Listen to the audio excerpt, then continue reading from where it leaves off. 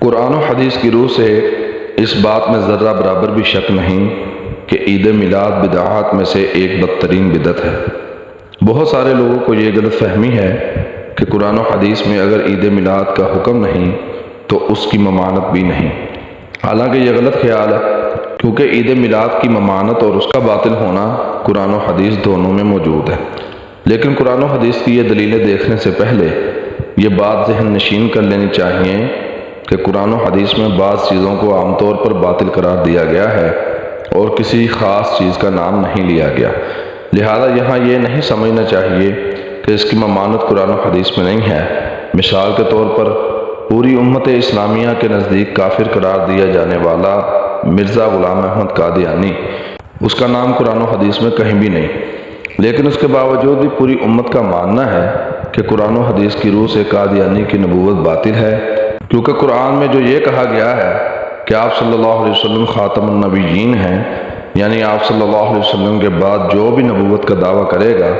اس کی نبوت باطل ہے، تو اس باطل ہونے میں مرزا قادیانی کی نبوت بھی شامل ہے۔ اسی طرح حدیث میں آپ صلی اللہ علیہ وسلم کا ارشاد ہے کہ میرے بعد کوئی نبی نہیں ہوگا، یعنی آپ صلی اللہ علیہ وسلم کے بعد جو بھی نبوت کا دعویٰ کرے گا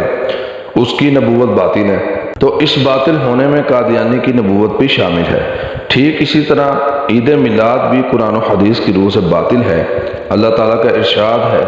آج میں نے تمہارا دین مکمل کر دیا، یعنی اب اگر کوئی دین میں کسی نئی چیز کا دعویٰ کرے گا تو وہ باطل ہے۔ عید میلاد بھی دین میں نئی چیز ہے، لہذا قرآن کی اس آیت کی روشنی میں باطل ہے۔ اسی طرح آپ صلی اللہ علیہ وسلم کا ارشاد ہے، جس نے بھی ہمارے دین میں کوئی نئی چیز ایجاد کی وہ مردود ہے،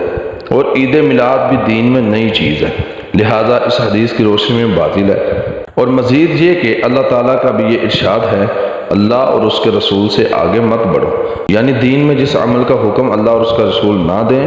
اسے مت کرو۔ عید میلاد منانے کا حکم نہ اللہ نے دیا نہ اس کے رسول صلی اللہ علیہ وسلم نے دیا، لہذا قرآن کی اس آیت میں عید میلاد سے منع کیا گیا۔ اسی طرح اللہ کے رسول صلی اللہ علیہ وسلم نے فرمایا، دین میں نئی چیزیں ایجاد مت کرو، یعنی دین میں جس عمل کا حکم نہ ہو اسے مت کرو۔ عید میلاد منانے کا حکم دین میں نہیں ہے،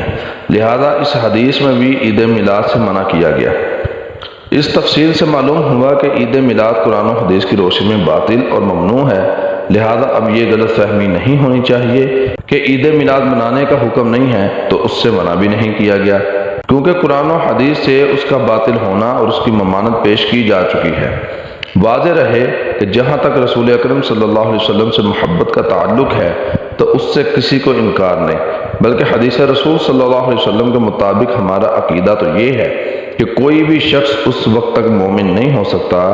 جب تک اللہ کے رسول صلی اللہ علیہ وسلم اس کے نزدیک تمام چیزوں سے زیادہ محبوب نہ ہو جائیں، لیکن محبت کا طریقہ کتاب و سنت سے ثابت ہونا چاہیے۔